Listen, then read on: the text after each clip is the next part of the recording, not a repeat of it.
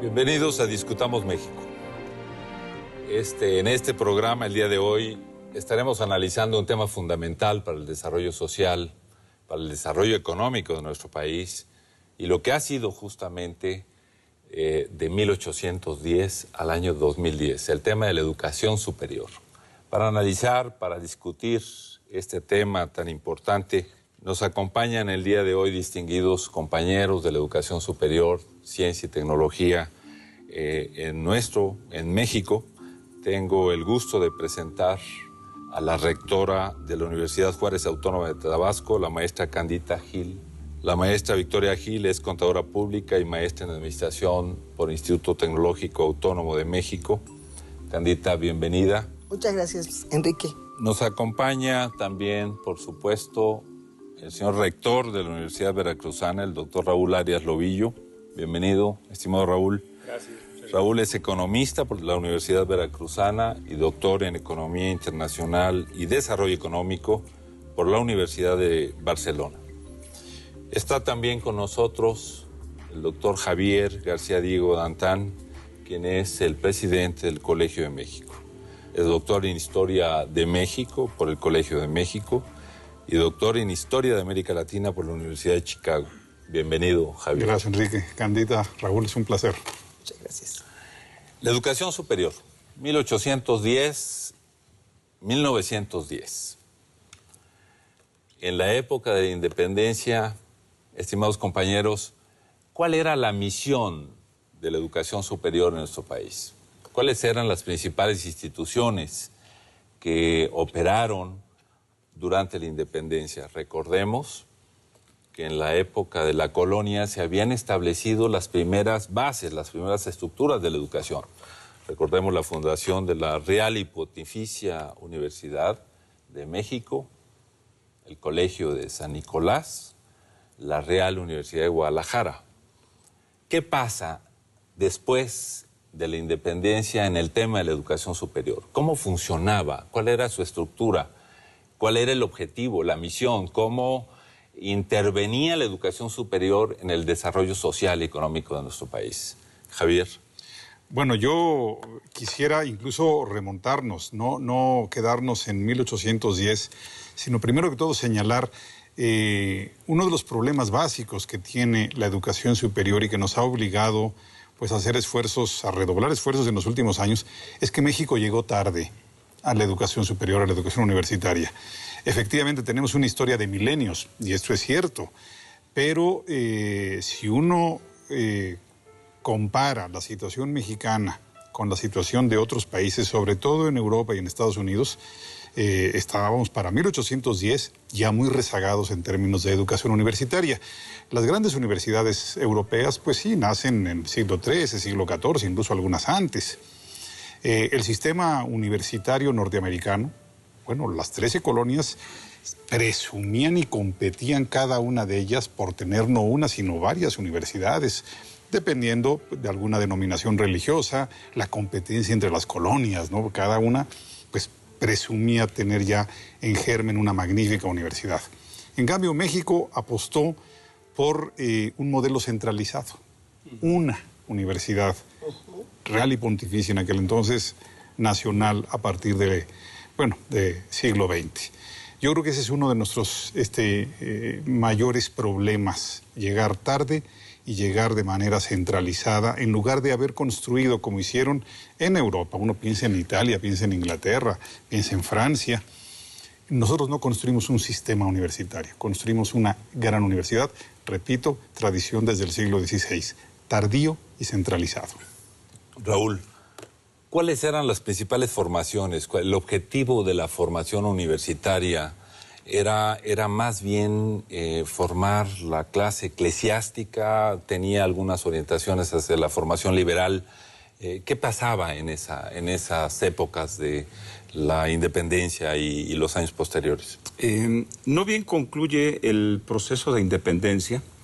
Y, por ejemplo, en el caso de Veracruz, el primer constituyente en 1824 establece las bases para homologar planes, programas en distintos centros escolares del momento, La disputa que sabemos que caracteriza todo el siglo XIX entre conservadurismo y liberalismo, pues va sin duda a determinar el desarrollo mismo de la educación superior en todo el país. En el caso de Veracruz, las primeras profesiones se desarrollan en el Colegio Nacional de Orizaba, el Colegio Nacional de Jalapa. Hay las profesiones, particularmente abogacía, medicina, farmacéutica, pero no es hasta después de 1870 cuando los principios liberales empiezan a tener presencia en programas y planes de estudio en distintas instituciones. 1867, Juárez. Sí, por supuesto. Empieza un proceso de cambio. Exacto. Y por eso es hasta 1870 en Veracruz cuando se empieza a liberalizar, digamos, el contenido de planes y programas de estudio. Pero es evidente que todavía no contamos hasta ese momento con lo que sería propiamente una formación universitaria. Tendría que ser hasta después de la Revolución Mexicana, con la llegada del gobernador Adalberto Tejeda, cuando se impulsa un departamento universitario inicialmente, y después con las transformaciones a la propia Constitución del Estado de Veracruz en 1920, cuando ya se impulsa la primera idea de fundar una universidad. Si me voy más adelante, no será hasta 1940, cuando se impulsa la primera ley orgánica de la Universidad Veracruzana, y esta no se va a fundar oficialmente hasta el 11 de septiembre de 1944. Sin duda, hay un aspecto importante que quizá antes del periodo revolucionario sucede en nuestro país y que quizá marca un derrotero de lo que tendría que ser recogido en la Revolución Mexicana en el tema de la educación superior.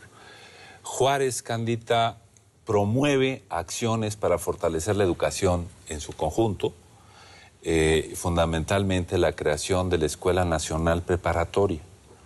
Este impulso tiende a modificar o a crear nuevas estructuras de formación previo a la Revolución Mexicana.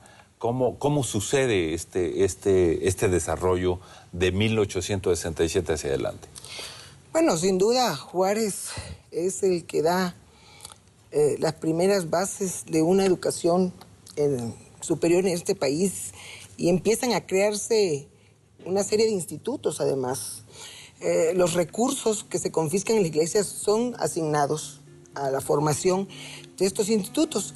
Juárez destina 52,000 pesos para la creación del Instituto Juárez, que sería realmente el cimiento de la educación media, de la educación en Tabasco, lo que es hoy, hasta estos días ahora, la Universidad Juárez Autónoma de Tabasco, y se crea el Instituto Juárez.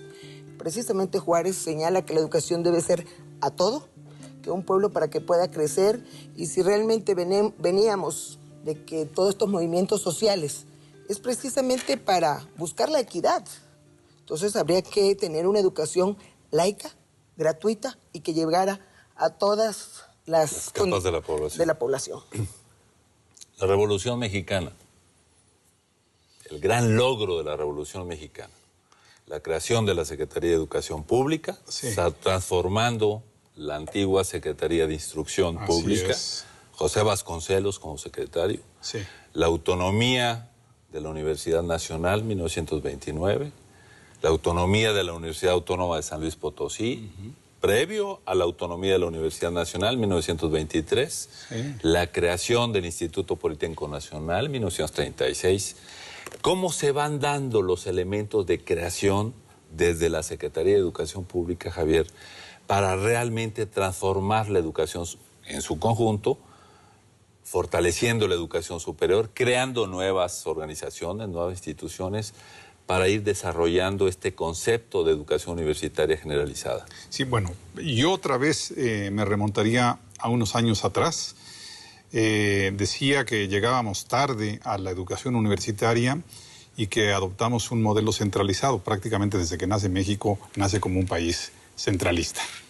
Pero además es una educación superior muy vinculada a ciertas pautas religiosas. Entonces, además de que llegamos tarde y de manera centralizada, Tuvimos un siglo XIX, por lo menos los 2 primeros tercios del siglo XIX, muy difíciles. No hay recursos económicos capaces de construir instituciones. El país está en conflictos bélicos y políticos e ideológicos constantemente. Entonces, sí fue muy difícil el definir un proyecto educativo.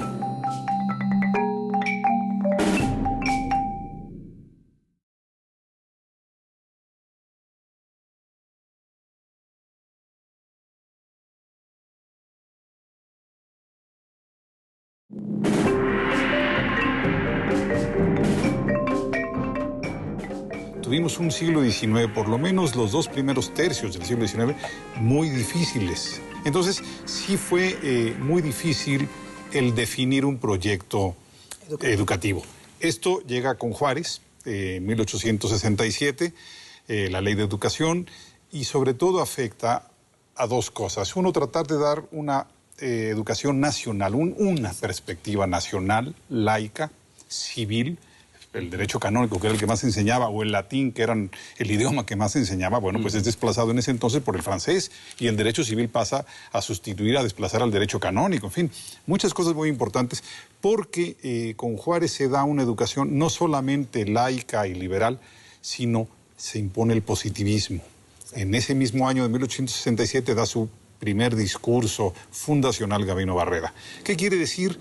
Una educación científica, apegada a la modernidad. Esto para mí es fundamental. Ahora bien, México traía rezagos enormes. Entonces, durante los primeros, pues casi todo el porfiriato, digamos, finales del siglo XIX, primeros años del siglo XX, el compromiso es básicamente educación básica y educación superior. Por eso la apuesta de Justo Sierra, la apuesta de Juárez antes, es educación primaria y preparatoria.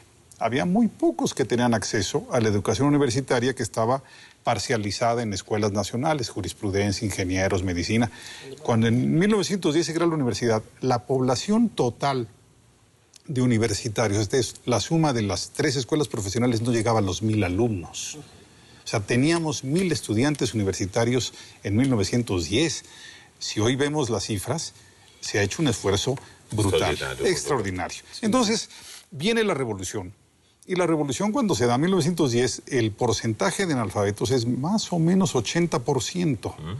Llega Vasconcelos y, a pesar de ser rector de la universidad, otra vez su gran apuesta es la alfabetización, la educación básica, la preparatoria, y entonces sí empieza a construirse un sistema universitario. Primero, repito, en base a la Universidad Nacional en Ciudad de México, y empiezan a desarrollarse muy tardíamente, si se le compara con el mundo occidental, universidades en otras partes del país. Y el gran impulso se dará a partir de la segunda mitad, o 1970, el crecimiento de las grandes universidades públicas.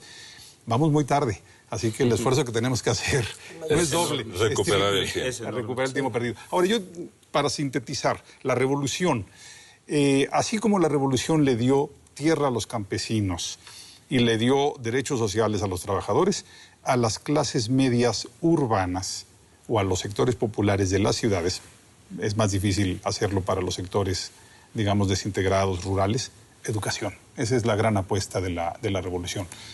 Tierra, derechos sociales para trabajadores y educación. Así que esa es la característica del siglo XX mexicano. Sin duda.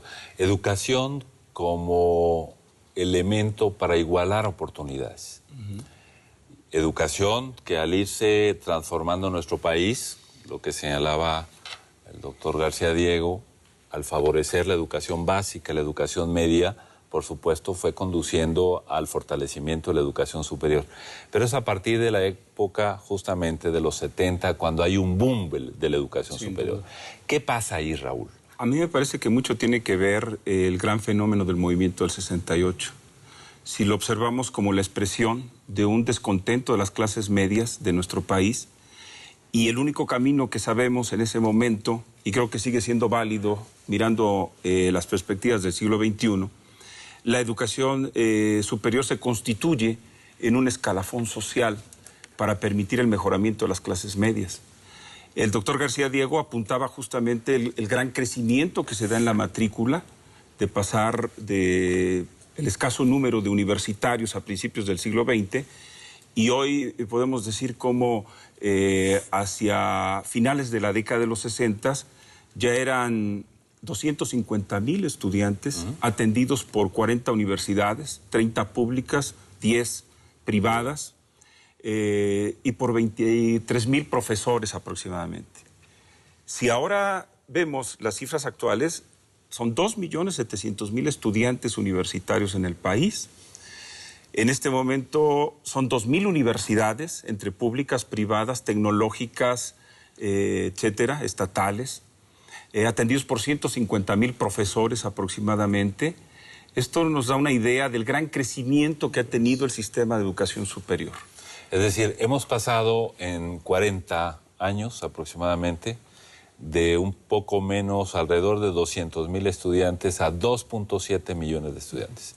Un gran crecimiento. ¿Cómo se da, a tu juicio, este crecimiento tan acelerado? ¿Y qué problemas introdujo al sistema de educación superior de nuestro país? Pues yo diría que en principio fue muy adecuado impulsar el crecimiento de las universidades, sobre todo no solamente en el Distrito Federal, sino también las universidades de provincia.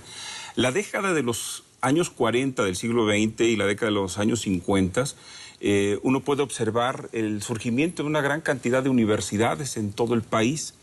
Creo que es el hecho positivo.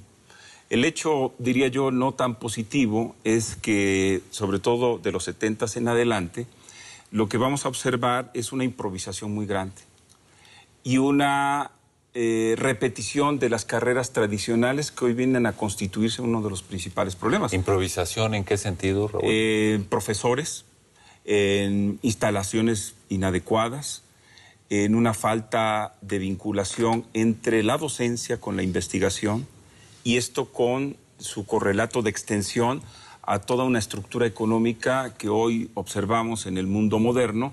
Es, digamos, la vinculación que se requiere y exige los tiempos que se viven en el mundo globalizado. Sin duda.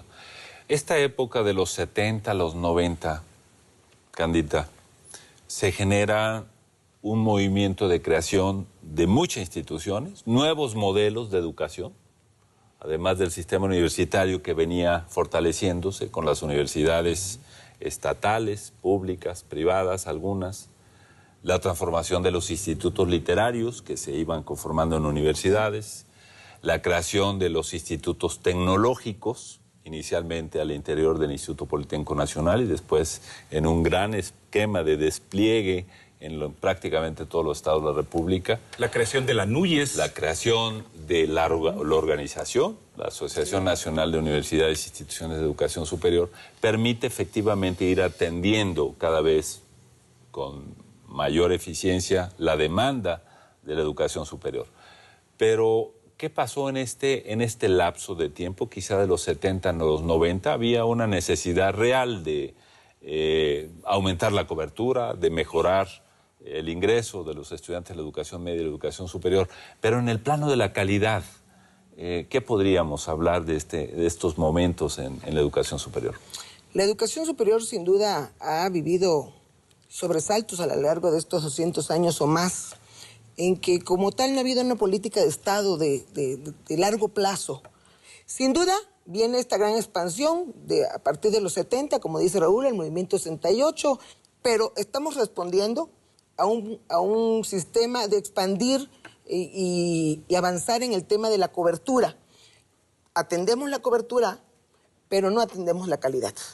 Entonces se improvisan profesores, la investigación no tiene como tal en este país de atender la investigación desde entonces sobre los grandes problemas sociales y de país, sino bueno, hemos de ver que también se ha invertido mucho recurso o se ha invertido recurso en investigar temas que en ese momento ni siquiera eran una prioridad para México como país. Entonces dejamos de plantearnos un proceso educativo de calidad, apegados ya a estos procesos que hoy afortunadamente son parte de la cultura y de nuestra forma de vida, que es la evaluación externa, indicadores, presupuesto en base a resultados, pero que insisto, bajo una política de todos estos vaivenes de atender los problemas que se están presentando en el corto plazo, no hemos mirado en una política de largo plazo.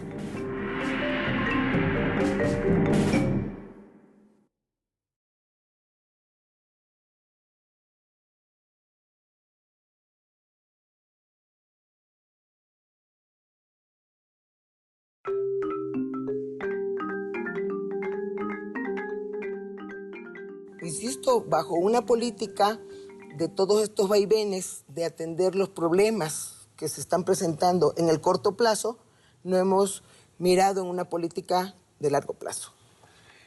A partir de los 90, y con base en las reflexiones de Raúl, de Candita, Javier, se crea todo un movimiento en la cultura universitaria buscando cada vez eficientar los procesos, mejorar la propia estructura de las universidades, definiendo rumbos más claros.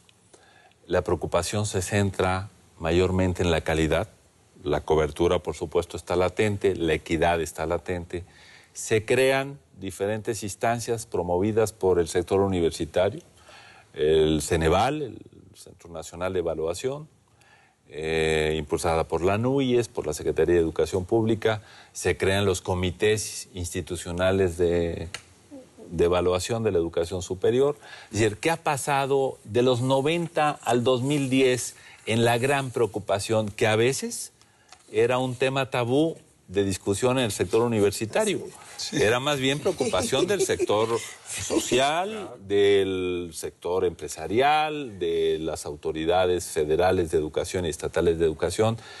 ¿Cuál es la principal experiencia en estos años en el tema de la calidad y en el tema de integrar los retos como la cobertura y la equidad al desarrollo universitario? Son varios temas interrelacionados. Yo de verdad destacaría que 1970 tal vez sea una fecha clave porque se da un crecimiento brutal. Decía Raúl que en 1970, números más o menos redondeados, teníamos 250,000 estudiantes de nivel superior en el país. Pasamos al 1990 con 1.300.000, o sea, casi un 400%, 20 años. Y ahora estamos prácticamente sobre los 3 millones, digamos, así en términos generales. Aún así, la cobertura nacional es baja. Las cifras oficiales hablan de 28%, pero es una cifra... Ese es el número es la cantidad de jóvenes en edad de estudiar la educación superior. Esa es la cobertura. El número de jóvenes... bueno, los que están en edad, digamos, universitaria y que tienen acceso a ese tipo de estudios.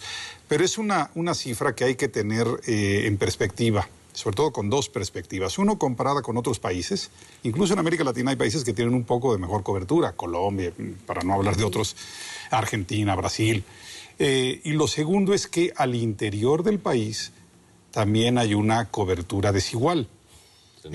Ciudad de México tiene una cobertura pues de primer mundo, digamos 50% aproximadamente, mientras que hay estados, Quintana Roo o poblaciones, también no hay que verlo por poblaciones, las poblaciones pequeñas pues no tenemos manera de darle cobertura a la educación. Entonces, ese es un reto enorme, fue el crecer y aumentar la cobertura, que se está aumentando, y se mejora punto por punto, y cada punto implica muchísimos esfuerzos, apertura de instituciones, consecución de profesores, becas para los alumnos.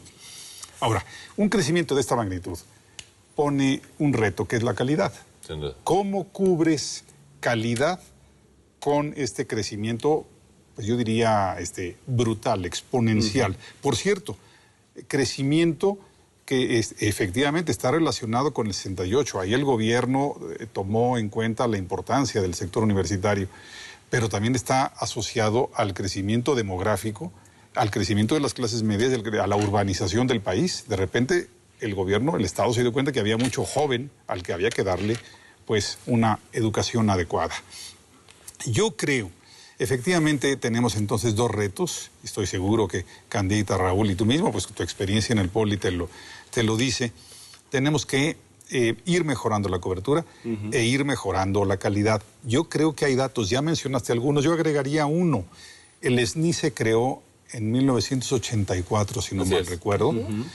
Ha sido muy importante porque ha permitido que muchos... ¿Qué es el Sistema Nacional de Investigadores? Ha permitido que muchos profesores pues se concentren más en su actividad docente, en su actividad de investigación. Hoy en día, por aquí traía yo cifras, el crecimiento de porcentual de profesores con SNI en las universidades públicas de los estados es notable.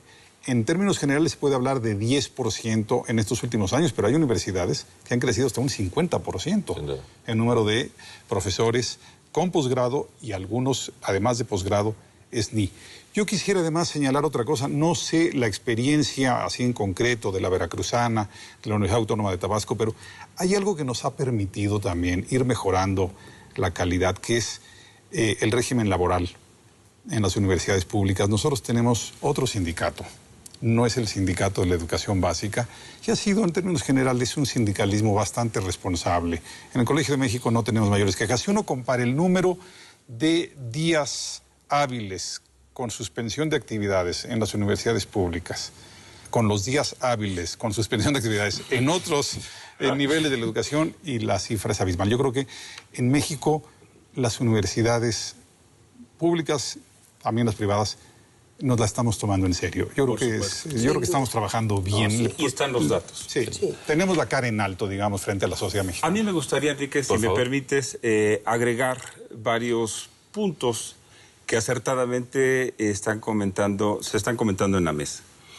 Es cierto, tenemos que mirar cómo la cobertura de educación superior en México es muy baja comparando con los que tienen los países desarrollados. Sí.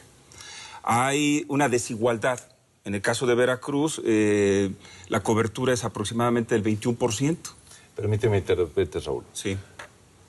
Cobertura significa mayor número de muchachos que están en edad de estudiar la educación superior, que tienen acceso a ella. Que tienen condiciones para hacerlo. En el pasado reciente ha habido voces que han señalado que qué sentido tiene aumentar la cobertura de la educación superior si no tienen una salida adecuada para el trabajo, lo que yo quería apuntar, para insertarse adecuadamente en el mundo laboral. Si no hay trabajo, hay algún diputado que se atrevió a decir por ahí hay que cerrar alguna que otra universidad porque están saliendo sin posibilidades de trabajar. ¿Qué opinas de eso? Es que, ¿de qué nos sirve tener una cobertura del 28% si la eficiencia terminal en principio es un poco más del 50%? Ahí hay un gran desperdicio de recursos y necesitamos investigar seriamente cuáles son los problemas por los cuales no retenemos al mayor porcentaje de nuestros estudiantes hasta su salida. A la salida es el otro problema. No hemos tenido la capacidad en la estructura económica del país de crear los empleos productivos suficientes para dar justamente un espacio laboral a los jóvenes universitarios. Pero yo quiero apuntar otro tema también. Cuando hablamos de un sistema de educación superior en el país, hoy yo creo que no tiene vigencia la aseveración del doctor García Diego. Hoy todavía no tenemos un sistema de educación superior. Tenemos un archipiélago que falta coordinarse. ¿Quién coordina las autonomías que nos permitan desde la perspectiva académica mirar sobre la oferta educativa y sobre todo prepararnos para la oferta educativa del futuro? La movilidad nuestra de nuestros estudiantes y, ¿por qué no?, de nuestros académicos. Ir quitando la centralización, pero de manera efectiva. Y yo diría, ¿cómo podemos ponernos de acuerdo sobre el desarrollo de una investigación científica, tecnológica y humanística con una amplia participación de todas las instituciones de educación superior? Son temas que tendrían que resolverse con una adecuada coordinación. Yo pienso entre la Subsecretaría de Educación Superior, el Consejo Nacional de Ciencia y Tecnología y, por supuesto, la NUYES. Raúl y Candita, señor presidente del Colegio de México, siglo XXI, 2010 en adelante. Hemos abordado algunos de los problemas de la educación superior en los últimos años, el tema de la equidad, de la cobertura, de la calidad, de la descentralización, El tema de la equidad me parece que es un tema fundamental. Todavía tenemos una distribución que daría pena a cualquier país de ingreso de las comunidades más desprotegidas a la educación superior. El tema de su inserción laboral, por supuesto que se ha comentado. Pero de cara al futuro, de cara a este siglo XXI, con los retos que eso significa, de cara a este nuevo reto en donde los sistemas de producción están basados en nuevas reglas, nuevos paradigmas, estamos inmersos en la sociedad del conocimiento, Así es. que significa que hemos cambiado. Antes los países eran ricos porque tenían o no materias primas que podían vender o podían transformar. Ahora no es suficiente, ayuda. Yo no sé qué pasaría con nuestro país si no tuviéramos petróleo, por ejemplo. Ni hablar del tema. Ni hablar del tema. Ya se ven los problemas. Ya se ven los problemas.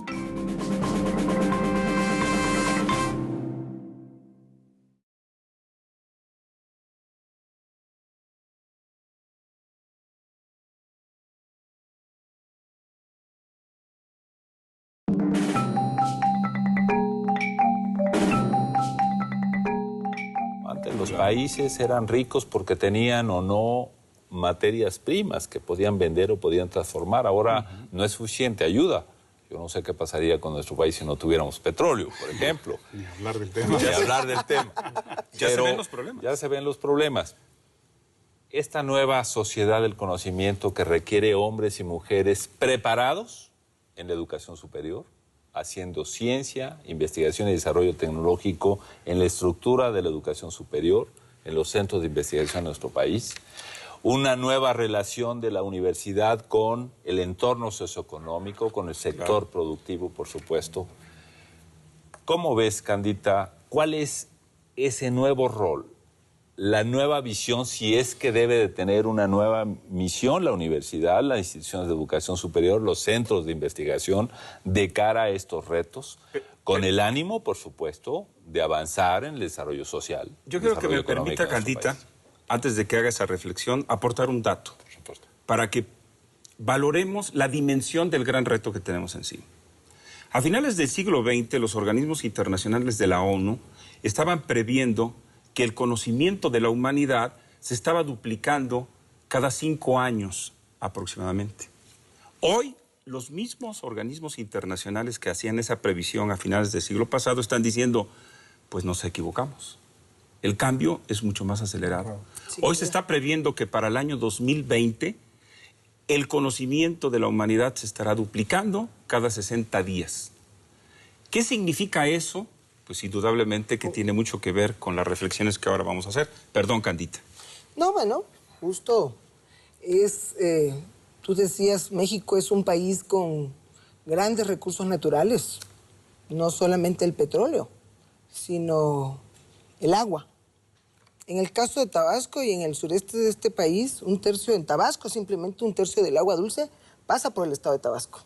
Entonces, ¿dónde están estas...? Que también es un problema de repente. Sí, porque no lo hemos visto como un factor de alianza, de habernos adelantado en el tiempo, es que el tema que nos convoca, de haber preparado el recurso humano, justo lo que dice Raúl, por supuesto de los datos que señala la ONU, el conocimiento científico, la innovación tecnológica.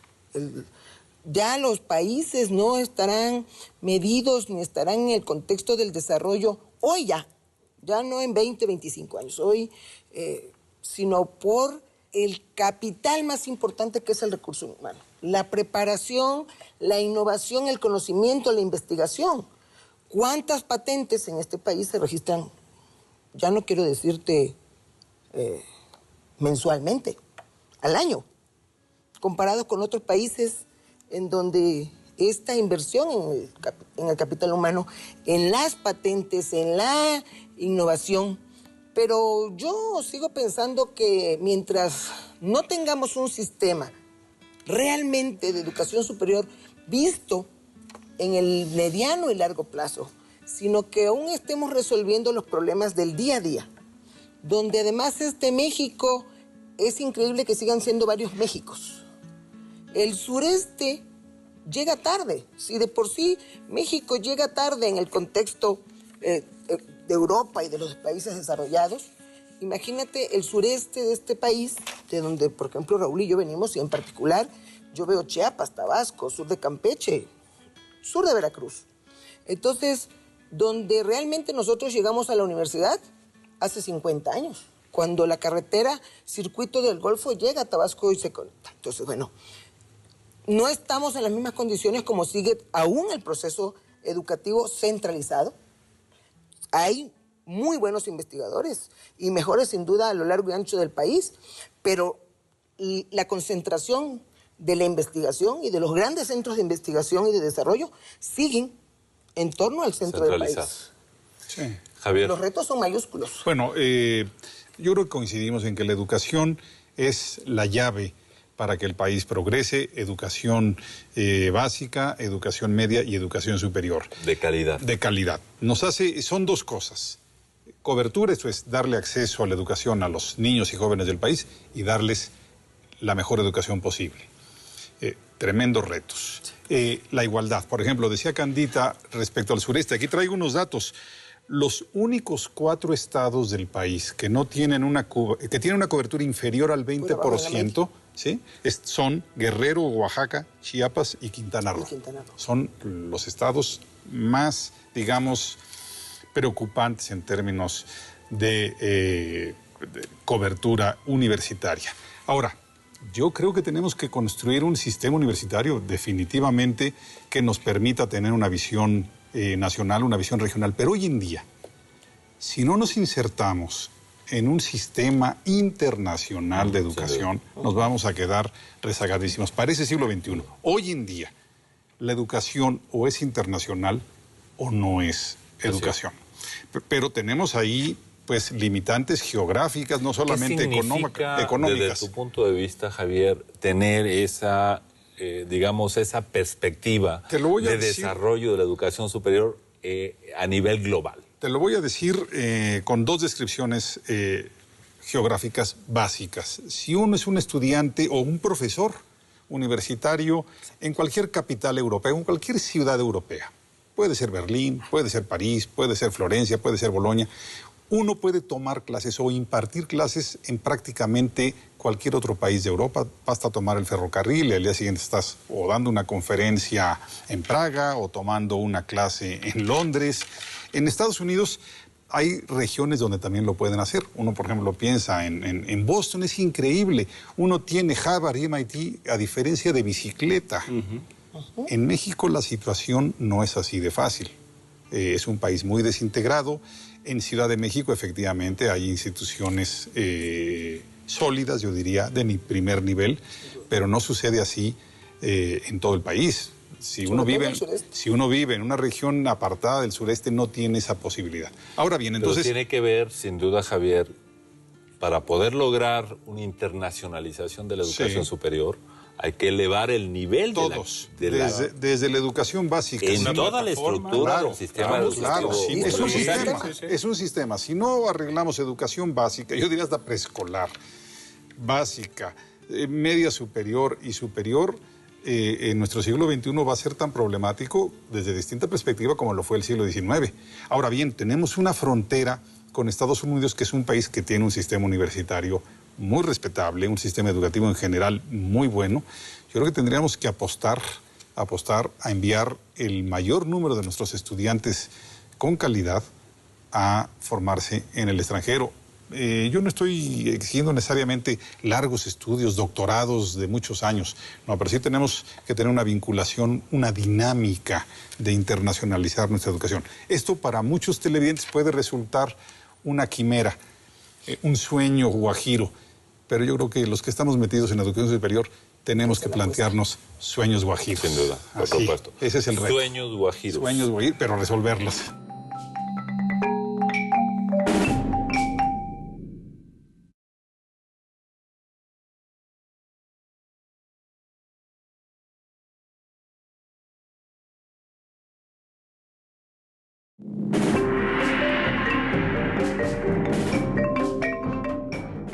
Creo que tendríamos que apostar a enviar el mayor número de nuestros estudiantes con calidad a formarse en el extranjero. Esto para muchos televidentes puede resultar una quimera, un sueño guajiro, pero yo creo que los que estamos metidos en la educación superior tenemos que plantearnos sueños guajiros. Sin duda, por supuesto. Ese es el reto. Sueños guajiros. Sueños guajiros, pero resolverlos, que no se queden en sueños. Nos quedan unos pocos de minutos. A mí me gustaría aportar lo siguiente. Coincido con Javier, pero creo que tenemos que sentar las bases para que el impacto social sea mayor. Por ejemplo, no vamos a tener un crecimiento universitario importante si no hacemos algo con el bachillerato, que es la materia prima para que realmente la cobertura pueda ampliarse. Y después, es indudable que las universidades tenemos que renovarnos. Tenemos que transitar de ese viejo modelo educativo basado en la enseñanza a modelos educativos basados en el aprendizaje, como lo han hecho las más importantes universidades en el mundo. En México ya hay mucha experiencia al respecto. Creo que en esa perspectiva, si necesitamos hoy más que nunca universitarios innovadores, porque es la clave justamente para acceder a la sociedad del conocimiento y ser competitivos en el mercado mundial, no hay alternativa. La creación de jóvenes innovadores, si bien es cierto, hay que volverlo desde la primaria, pero es urgente que las universidades tengamos la capacidad de impulsar el desarrollo de un modelo pedagógico, un modelo educativo que vea sobre todo a el talento de los jóvenes como el principio fundamental. A tu juicio, ese debería de ser un nuevo rol de la universidad en el siglo XXI. Por supuesto, pero eso requiere un conjunto de condiciones. A mí me parece de financiamiento, una política de Estado de financiamiento, una transformación de la infraestructura de las universidades del país, un mejoramiento de las condiciones salariales y de trabajo de académicos, técnicos, manuales administrativos, una inversión importante en programas de investigación científica, tecnológica y humanística, de tal manera que enfrentemos el siglo XXI no como lo hicimos en el XIX y en el XX, con un modelo centralizado, sin una planeación adecuada, en fin, estoy completamente de acuerdo. No podemos pensar solamente en términos nacionales, tenemos que pensar en términos globales, internacionales. Pero para crecer en la órbita mundial tenemos que fortalecernos primero como país y cumplir con una serie de condiciones que el mundo de hoy nos exige. Por supuesto. Si les parece bien, una última reflexión. ¿Para dónde la educación superior en el futuro? ¿Cuál sería quizá la parte más importante que deberíamos de hacer en nuestro país para orientar realmente un sistema de educación superior que permita la generación de hombres y mujeres con conocimientos que puedan servirle a la sociedad, innovadores, que generen una capacidad científica y tecnológica mucho más sólida, con competencia internacional? Raúl. A mí me parece que la clave está en que las universidades de nuestro país nos constituyamos en palancas del desarrollo de nuestro entorno social. Y en esa perspectiva creo que es muy importante vincular una docencia a la investigación y ambas hacia la estructura productiva de nuestro país. Es indudable que este modelo no debe de mirar solamente a la estructura productiva, sino también debe ser la conciencia crítica de la sociedad. Hay que pensar en la autonomía. La autonomía requiere revisarse para que las universidades tengamos mayores capacidades de autogobierno, pero también para que se pueda impulsar y consolidar la transparencia y la rendición de cuentas. Por supuesto. Me parece que es fundamental que a la sociedad entreguemos los mejores resultados de los recursos que la sociedad entrega para las universidades públicas. Y mientras Europa ha construido un espacio común de educación superior, a mí me parece que en América Latina urge construir un espacio de educación superior con apoyo del norte. En lugar de que Estados Unidos esté impulsando medidas como las de Arizona o murallas, etcétera, creo que tenemos que construir acuerdos que deben de mirar, contribuir a crear espacios de investigación de alto nivel en América Latina para que América Latina pueda contar dentro de la sociedad del conocimiento. Son grandes retos que tenemos que enfrentar las universidades, pero también los gobiernos, mirando hacia el futuro como el único camino para disminuir pobreza y marginación que abundan en América Latina. ¿El escenario se ve bien? ¿Es factible? ¿Hay esperanza? Una última reflexión. Sí, por supuesto, hay esperanza, hay apuesta en este país. Las universidades públicas hemos dado muestra de ello en los últimos años. Hablamos hace un momento de la cobertura y hoy de la calidad. Hoy hay grandes centros de investigación, grandes centros de estudio, que los recursos se han aprovechado al máximo. Los presupuestos asignados a la educación superior, si comparamos con los resultados, han sido asombrosos los resultados comparado con la inversión hecha. Entonces, creo que si hay esperanza, hay compromiso, como le decía Javier, pero el sistema de educación de este país tiene que revisarse desde la calidad, desde la pertinencia, desde resolver problemas como el que Raúl tocó hace un momento y por el espacio de tiempo no poderlo discutir, pero son temas que hay que discutir en este gran tema de la deserción de estudiantes. Una educación incluso con una visión cada día más, sin ser feminista, con un enfoque de participación muy fuerte de las mujeres. Las matrículas hoy dentro de los centros de educación superior es otro tema. Verdaderamente, en mi caso, por ejemplo, el 54% de la matrícula hoy es femenina, han cambiado en los últimos años. Entonces, bueno, desde la infraestructura, muchas veces ni los baños de las escuelas están pensando para las jovencitas y las niñas. Entonces, hay mucho trabajo y muchas cosas por hacer. Tenemos que aprovechar este bono demográfico que ya nos alcanzó y que precisamente en los próximos 25 años ese es el reto de buscar los canales que conduzcan a toda esta juventud, a este presente del México de hoy, para llegar a estar en esta sociedad del conocimiento. Claro. ¿En cuántos años, Javier, estaremos reuniéndonos para celebrar que lo que aquí hemos comentado, que los retos que se han señalado con toda certeza estarán en vías de resolverse? Yo te diría que ojalá no tuviera lugar esa reunión. Siempre fijarnos nuevos retos, nuevos dilemas. Ahora, yo agregaría un último punto. Es un sector hermosísimo, el sector de la educación superior. De verdad, es un privilegio trabajar en él. Es un privilegio ver llegar a los jóvenes, a las muchachas, cómo llegan con una cierta educación y cómo en unos 4 o 5 años emergen, están mucho más maduros, ya pueden aportar cosas al país.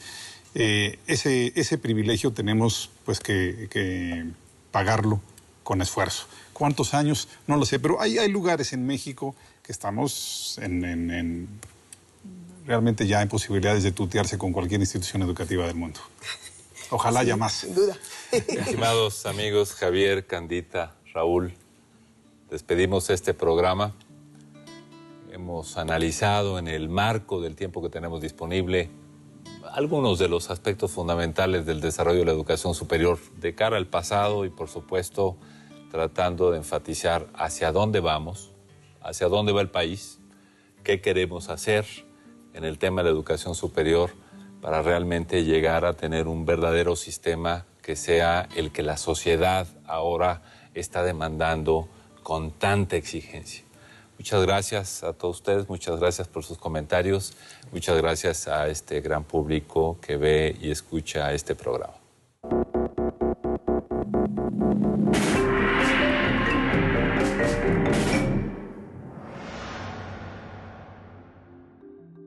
Cada vez que una sociedad se ha equivocado y no ha invertido adecuadamente en educación superior, en ciencia, esa sociedad ha fallado, ha fracasado. En educación superior tenemos que tener una cobertura no solamente por la visión social, pero porque en un momento estamos polarizando la sociedad y a la larga esa sociedad no es sostenible. No puede hablarse de educación de calidad en una universidad si no está basada esa formación en un esquema o en un programa importante de investigación institucional.